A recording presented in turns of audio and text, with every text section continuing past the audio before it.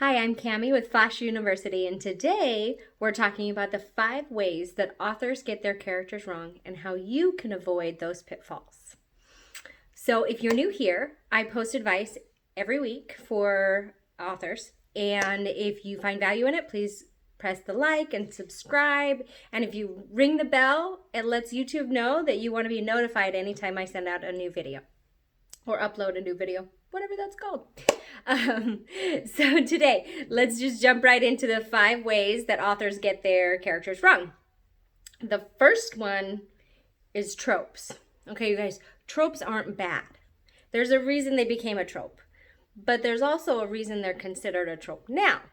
So blindly choosing something that you've read 100,000 times in other books is a mistake, because the effect is all watered down, because it looks like the stuff that hundreds of other people wrote, right? So if you are doing a villain, for example, don't choose the kind of villain everybody else is choosing.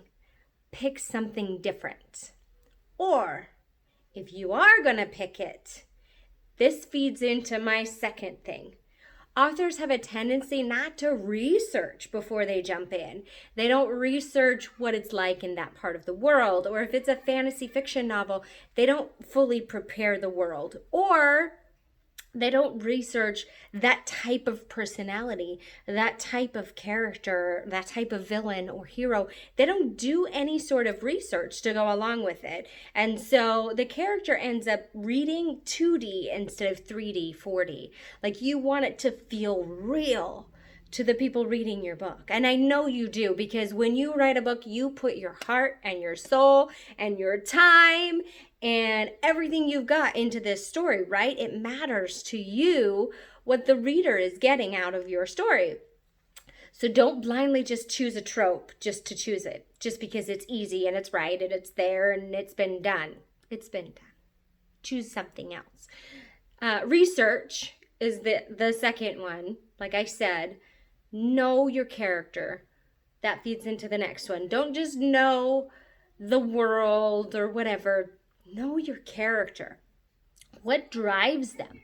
What gets them out of bed in the morning? Now, heroes and villains, they're not exempt from this. It's protagonists, antagonists, heroes, villains, everybody. No one character is exempt from this, because if you don't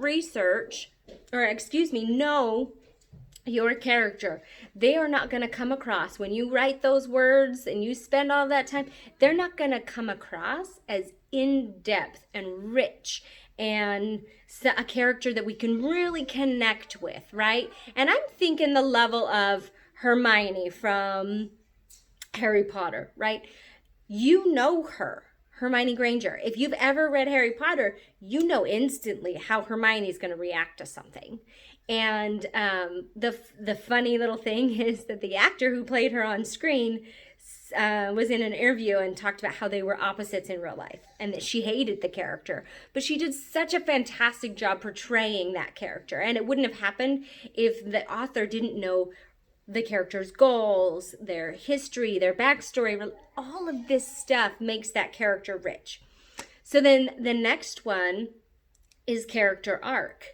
You know, when we're going along in a story, stuff happens, right? How does that affect your character? Do they have a flat character arc like Superman or Sherlock Holmes, for example?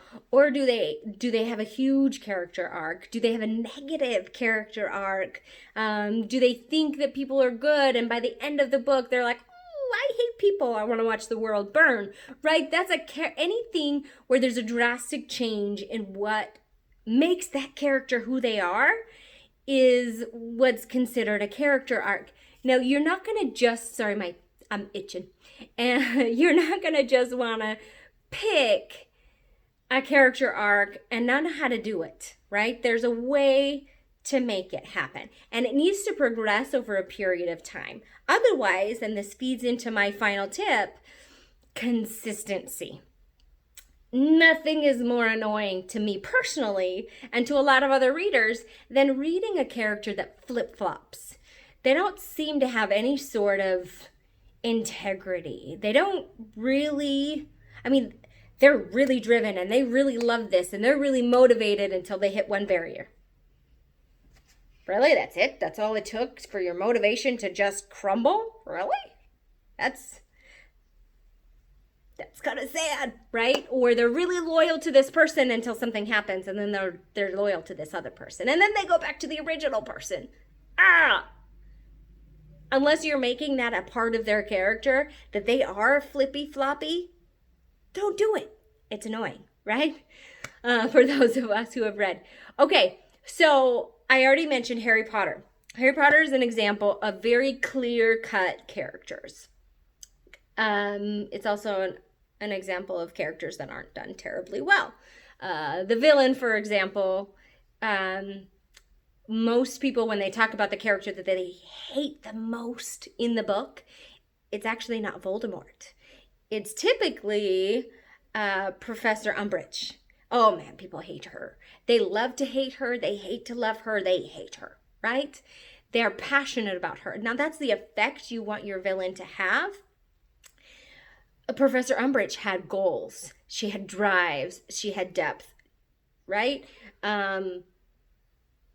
Voldemort just wanted to live forever so that he could keep hurting people and live forever to hurt more people, right?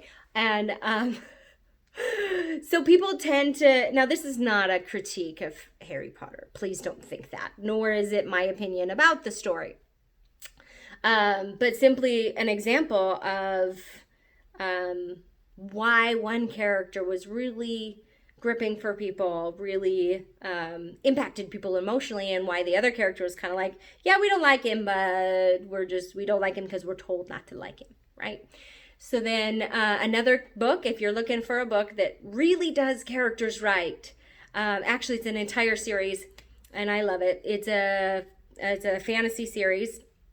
It's a retelling of all of the fairy tales, and it is called Lunar Chronicles, and you can look that up, or I'll put a link below for those two books, and check them out. Really analyze the way they do their characters. Don't just read it and enjoy the story, which is great. If you want to read it the first time and enjoy it, that's fine, right? We got into writing because we love reading, right?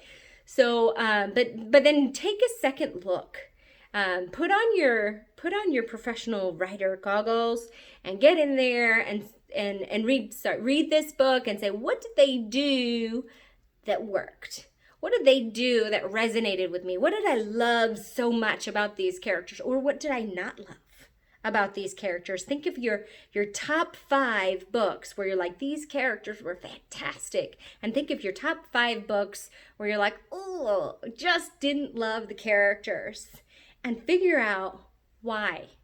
Because I guarantee you one of these 5 tips that I just gave you is going to be your answer. They weren't consistent. They didn't have a solid character arc. The character read as flat rather than resonating and having depth because the author didn't know their goals or their life, right? They didn't research, and so something in there bugged you. That's not how we talk in real life. That's not how anybody talks. Nobody would do that, right? Have you ever read a book like that? That's what happens when an author doesn't do their research, unfortunately. And a lot of authors, they don't do their research.